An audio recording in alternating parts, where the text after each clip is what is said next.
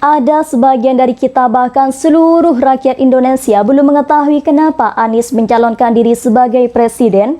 Tanpa kita ketahui secara langsung bahwa lawan politik dari Anies sendiri mencalonkan sebagai presiden tidak lain dan tidak bukan karena kepentingan pribadi.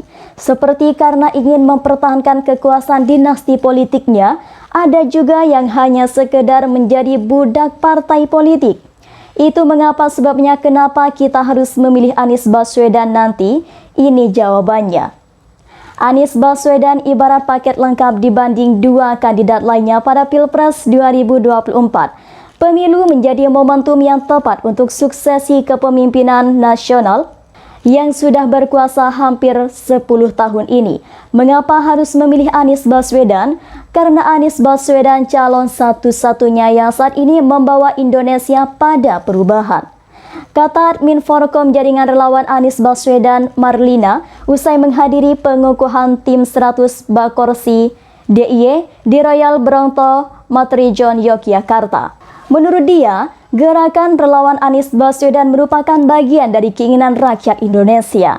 Berdasarkan hasil survei yang dilakukan Lembaga Survei Kelompok Diskusi dan Kajian Opini Publik Indonesia atau yang biasa disebut Kedai Kopi, melalui wawancara tatap muka dengan menggunakan Computerized Assistant Personal Interview atau CAPI, sebanyak 61,3% responden menginginkan perubahan. Dari hasil survei itu, persoalan ekonomi menjadi pendorong utama perlunya perubahan. Kesenjangan sosial berupa ekonomi merata dipilih oleh 40,7% responden, lapangan kerja 28,0%, harga sembako terjangkau 23,2%, bansos 7,5% dan lainnya.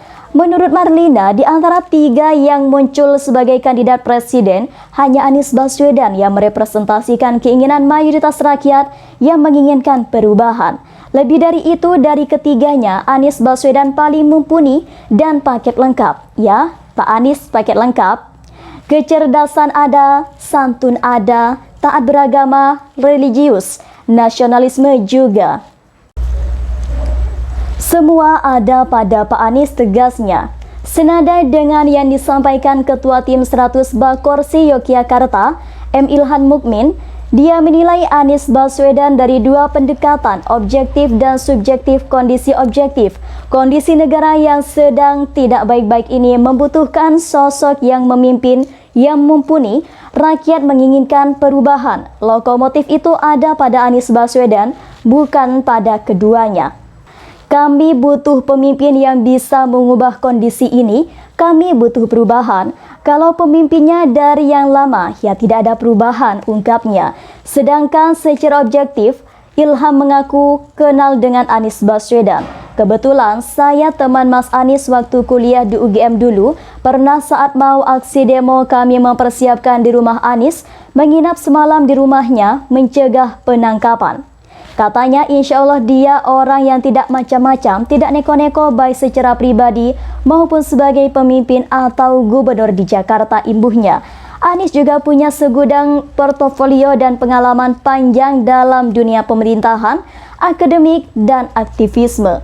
Ini menjadi modal strategis dan mendasar untuk menjadi pemimpin di Indonesia. Saya menilai Anies adalah figur yang sangat tepat untuk menjadi presiden Indonesia mendatang. Bersama rakyat, Anies akan mampu melakukan perubahan dan perbaikan.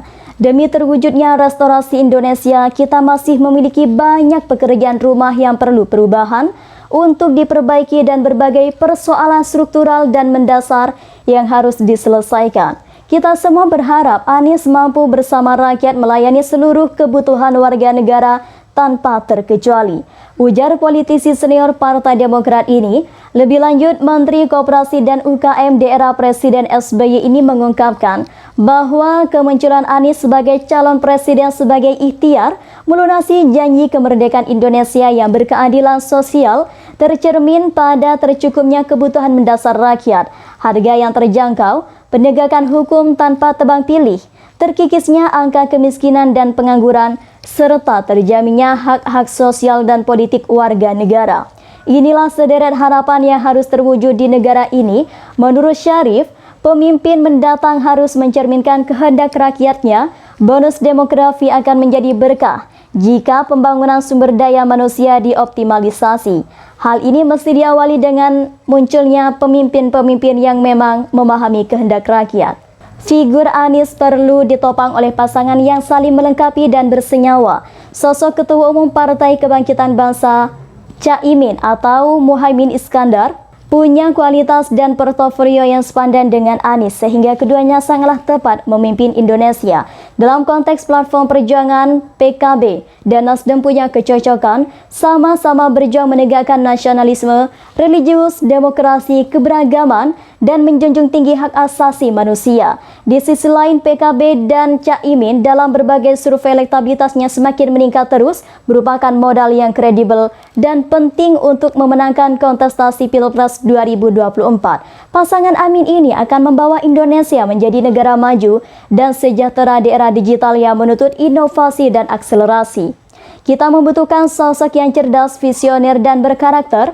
Amin memiliki semua kualitas itu secara jujur dan terbuka mengatakan bahwa kemunculan Anies dan Imin bersama dengan rakyat mampu membawa perubahan dan perbaikan untuk Indonesia.